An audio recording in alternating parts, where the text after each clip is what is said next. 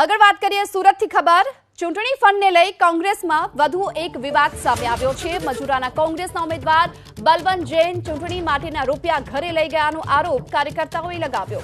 પાર્ટીએ બલવંત જૈનને ચૂંટણી લડવા માટે 50 લાખ રૂપિયા આપ્યા હતા, જેની સામે તેમણે 20 લાખનો ખર્ચ કર્યાની આ ફરિયાદ કરવામાં આવી છે હાઈકમાન્ડને, જ્યારે કે બાકીના રૂપિયા પોતાના અંગત કામમાં વાપર્યાનો પણ આરોપ लाग्યો છે।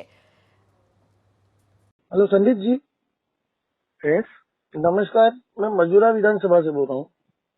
कौन? मजूरा। हाँ। आपके पास कुछ टेबल का भी कुछ मिला नहीं है ना, वो रैली का नहीं, ये सब मेरे से क्यों बात कर रहे हैं आप? उधर एक जिला अध्यक्ष है, 4 वर्किंग प्रेसिडेंट है, उसको बात कीजिए। बात अब ये सब सेक्रेटरी एसीसी को बात करते हैं क्या? बात की आपका ना भाई। हाँ बोलिए। मजूरा विधानसभा से बोल रहा हूँ। बोलिए।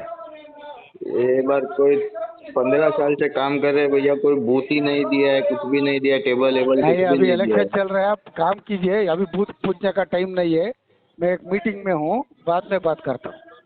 है भैया। આ અંગે વધુ વિગતો મેળવીએ સંવાદદાતા ધનરાજ બાગલે આપણી સાથે જોડાઈ ચૂક્યા છે। ધનરાજ, ચૂંટણી ફંડને લઈ વધુ એક સુરત કોંગ્રેસ પર સવાલ ઉઠી રહ્યા છે અને વિડીયો પણ જે વાયરલ થયો છે, આ ઓડિયો જે સામે આવી રહ્યો છે તેને લઈ શું હકીકત?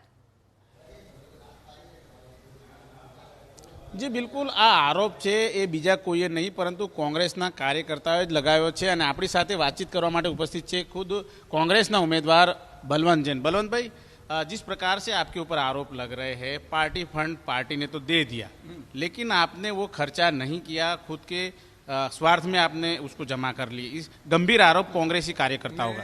मैं ये हिसाब चुनाव आयोग को दे दूंगा और मेरा दिया हुआ भी है, रोजाना अकाउंटिंग जा रहा है और बाकी का हिसाब जो भी है मैं दे दूंगा। तो जिसको चेक करना है वहां से कर ले, इससे ज्यादा मैं क्या जवाब दूंगा? कार्यकर्ता बोल रहे हैं कि मजूरा विधानसभा में आप बीजेपी के पास चले गए, उनके साथ खड़े हो गए, आपने हर संघवी का पैर छुआ, तब से लेके आपने कोई प्रचार ही नहीं किया। पैर छुआ और प्रचार नहीं किया? हजारों फोटो मैं आपको दिखा सकता हूँ जिसमें मेरा डोर टू डोर कैंपेन है, लोगों से मिला हूँ, मैंने सभाएं की है और ये न्यूज़ भी चली है कि मेरी सभा में मोदी मोदी के नारे लगे। तो ये न्यूज़ ऐसे तो चल नहीं सकती, मेरी सभा अच्छी गई होगी तभी तो उसके राट में ये लोग करते हैं। अच्छा, बात बोल रहे हैं आप पेड़ छूने की, ये तो एक मैं उतर रहा था और हर सिंह भी आ रहे थे, एक शुभकामना है, ये लोकशाही की अच्छी निशानी है कि आप सामने वाले उम्मीदवार से मित्र मत तोड़ो। देखिए लड़ाई विचारधारा की होती है, हर संघ भी मेरे विरोधी उम्मीदवार है, मेरे दुश्मन नहीं है कि मैं उनके साथ मतलब क्या करूं? अब आप बताइए, मैं उनकी तरफ नहीं देखूं या उनसे हाथ नहीं मिलो? अब पेड़ छूने की बात कहाँ आ गई? वो तो मेरे से उम्र में छोटे हैं, 10 साल छोटे होंगे, 12 साल छोटे होंगे। कांग्रेसी कार्यकर्ता आरोप क्यों लगा रहे हैं, क्या वजह होगी?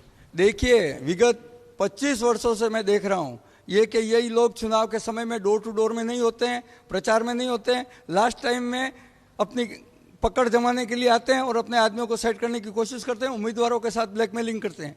तो इस चीज से इस दिन भी यही हुआ और इस घटनाक्रम के साक्षी मैं तो उस समय हाजिर नहीं था, लेकिन हमारे शहर के दूसरे कार्यकारी प्रमुख अशोक भाई पीपले वहां थे, दूसरे हमारे शहर के अग्रणी जो भूतकाल में चुनाव लड़ चुके हैं धनपत जैन वहां थे, वो उनकी हाजिरी में हुआ है।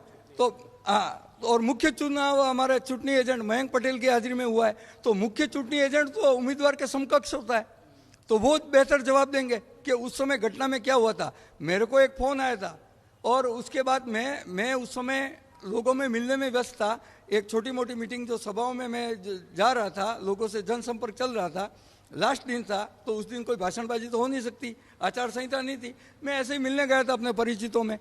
तो मैं जब आया तो मालूम पड़ा कि ये तो ब्लैकमेलिंग के वश में नहीं होना चाहता हूँ, और कोई भी आदमी जो पार्टी को इस ढंग से, अभी आज पेपर में आया, आप बोल रहे हो ब्लैकमेलिंग में नहीं होना चाहता, लेकिन कार्यकर्ता खुलेआम कह रहे हैं कि 50 लाख दिए थे, उसमें से 20 लाख खर्च हुए और 30 लाख आपने खीसे में डाल दिए। आ गई पार्टी ने जो सबको दिया, मेरे अकाउंट में है 20 लाख रुपया। अब मेरे नाम से जो हमेशा उगाई करते हैं उम्मीदवारों के नाम से, किसी ने किया हो तो किस कंपनी से लाए मुझे हिसाब दे, बाकी का 30 लाख का हिसाब तो होना चाहिए ना। आप किस कंपनी से लेके आए और कौन लेके आया, और ऐसा कौन है जो जिसको नहीं मिला जो ऐसी बात कर रहा है?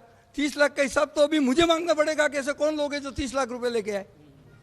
तो क्यों ये आरोप क्यों लग रहे हैं? मजूरा से कई अलग अलग क्षेत्रों से फोन आते कि मेरा टेबल नहीं लगा है, मेरे कार्यकर्ता को काम नहीं मिल रहा है, तो आपने खर्च क्यों नहीं किया? जब उम्मीदवार को आप इस ढंग से परेशान करोगे तो पार्टी की बात है, अभी सामने कल भी चुनाव है।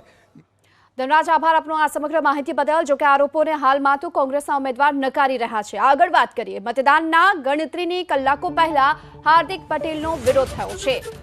મતદાનના એક દિવસ પહેલા ભાજપના ઉમેદવાર હાર્દિક પટેલ, જેમની મુશ્કેલી વધી છે, વિરમગામમાં પાટીદાર અનામત આંદોલન સમિતિના નામ હેઠળ બેનર લાગ્યા છે।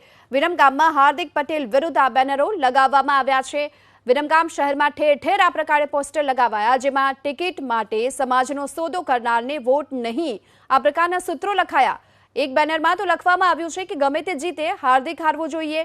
હાર્દિક પટેલ ભલે ભાજપમાં જોડાયા હોય, પરંતુ પાટીદાર આંદોલન તેમનો પીછો નથી છોડતું। પાટીદાર અનામત આંદોલન સમિતિએ બેનરો લગાવ્યા હોવાનું મનાય છે।